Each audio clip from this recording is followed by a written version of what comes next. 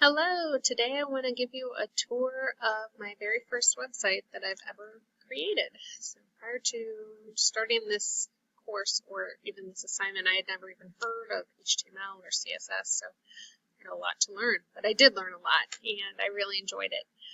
To start off, I'm going to start by going to homepages.uc.edu/website, which is the folder that I have all my files stored in. And this brings us to my main index page right off the bat. I can also verify a little bit of my validation. Let me get into that tab as well. Here we go. If I take this same website here and run it through my HTML validator, check, you can see that it does indeed come back with no warnings or errors. Checking the same thing with the CSS validator and typing that same website, just the index page. You can see it all comes back clear, free of errors. I did that for all 5 pages of the website, and I have screenshots to verify that. I believe that my website meets all of the Section 508 compliance standards. I have alternate text for a lot of my images here. You can see on the page where we have to meet the pack where there's going to be, actually I should probably show you what that looks like the website first. So right here you can see all the ever. If you look at the actual code of this website, I have alternate text available for each one. Actually, you know what? I just realized I didn't change them, actually. They all said man who teaches math as I was trying to be efficient. So I will update that before submitting my website. So that makes more sense. Didn't even realize it until I started giving you my tutorial throughout this entire, through the video. I've used different color choices. The orange and the gray, I think, contrast fairly nicely. I was kind of going with the theme of our own school website, as this is kind of like a small division of it. We don't actually have a Mercy McCauley math web page, so I thought it would be nice to kind of tie it in. I designed a logo, M cubed, for Mercy McCauley Math.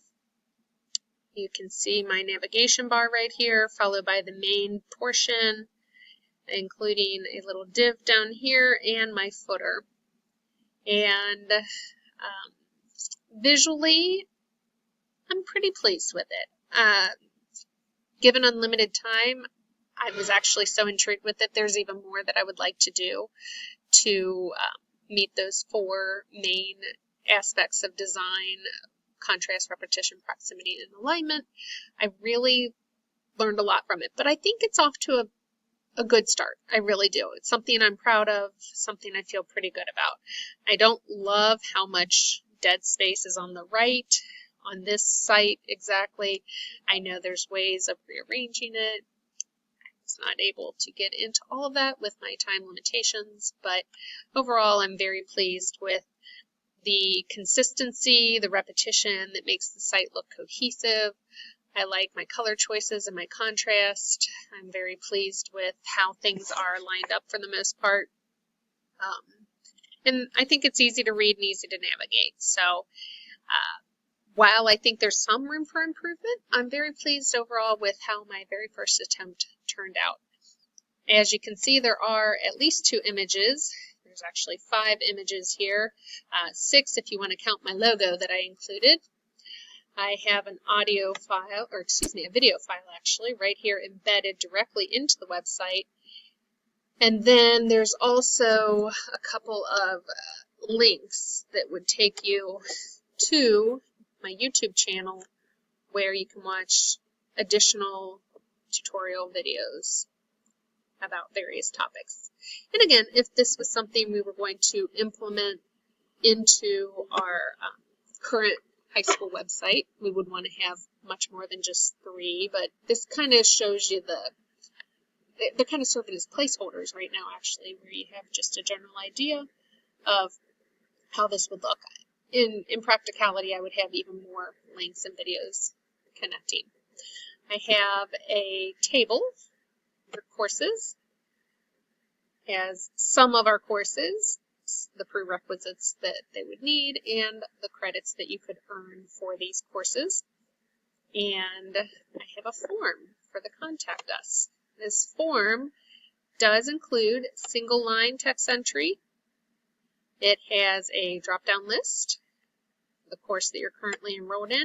It has an area, a text area for multiple lines of text input. And it also has the radio buttons for an example right here. And finally, a submit button. So it meets all of those points of criteria. I don't think I have any disqualifiers. Again, I'm kind of, you don't know what you don't know sometimes when you're new at things, but I don't believe I used any scripting, table-based pages, frame-based pages. My images are all original, things that I took myself actually, or created myself.